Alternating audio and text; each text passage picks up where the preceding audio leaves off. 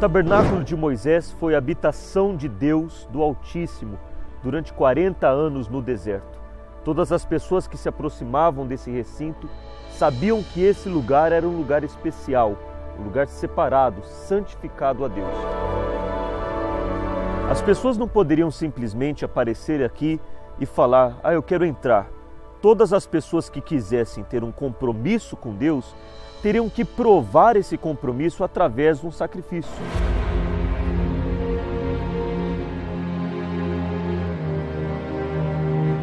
Esse elemento era chamado altar do sacrifício, ou podemos dizer altar da decisão, porque era nesse lugar onde a pessoa tomaria a decisão de deixar o pecado dela e o que afastava de Deus. Por isso ela precisava de um animal perfeito, puro, para que esse animal viesse substituí-la. Ela teria que ser morta, mas na verdade quem iria morrer era o animal. Então, ao apresentar o animal perfeito, os pecados do pecador seriam transferidos para o animal e após o sacrifício feito e o sangue do animal utilizado no altar, essa pessoa então estaria livre do pecado. Após o sacrifício no altar, a pessoa poderia ir livre do pecado dela. E o sacerdote representaria a pessoa a partir desse ponto para frente. Ela não poderia entrar no local sagrado. Mas antes de entrar, o sacerdote ou o sumo sacerdote teria que lavar as mãos e os pés na bacia de bronze ou na pia de bronze. Por quê? Porque era um local sagrado. Era um local que prestavam reverência a Deus. E eles não poderiam entrar lá de qualquer jeito. Hoje, nós não lavamos as mãos e os pés para entrar no santo lugar, mas sim a nossa mente e o nosso coração. E a água que nos purifica é a palavra de Deus. Então você vê a necessidade de diariamente fazermos essa purificação.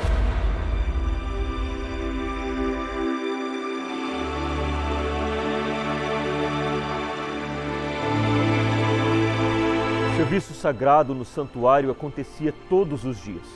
A primeira coisa que acontecia, os sacerdotes vinham para a mesa dos pães e ele examinava cada pão que estava sobre a mesa. Existiam 12 pães. Obviamente, as pessoas não tinham acesso a esse lugar. No entanto, cada pão representava uma tribo. Por isso, 12 pães, que iguala às 12 tribos.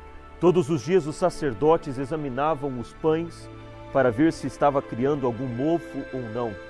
E a cada 7 dias ele se alimentava desse pão. Então, da mesma forma que ele cuidava do pão que representava o povo, a tribo, esse povo dava de alimento para o sacerdote.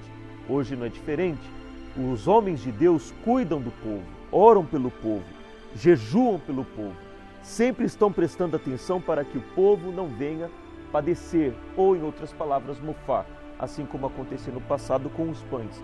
Então, da mesma forma que o homem de Deus hoje cuida do povo, o povo também supre as necessidades do homem de Deus e da obra de Deus através dos seus dízimos e das suas ofertas. Então havia ali uma troca.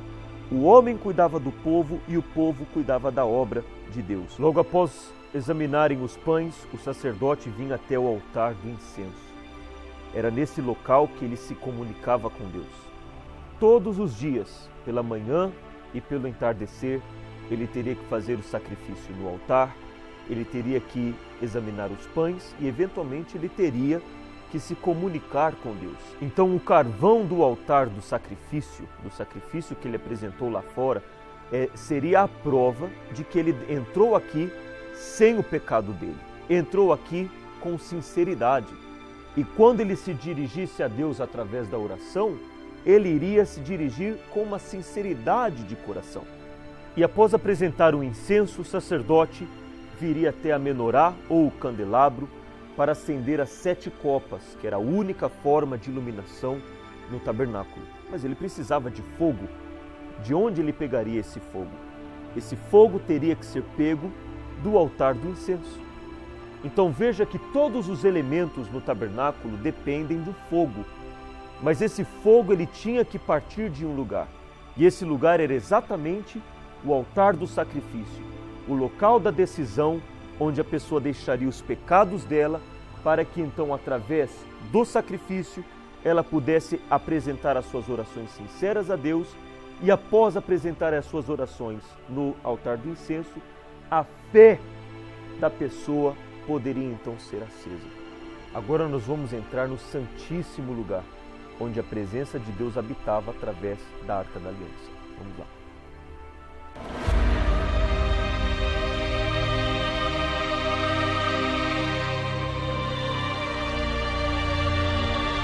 A Arca da Aliança era o símbolo do pacto de Deus com o povo de Israel. Era um pacto de obediência, pacto de entrega total. E o nome Arca da Aliança já nos remete a uma aliança. É o que temos quando nos casamos.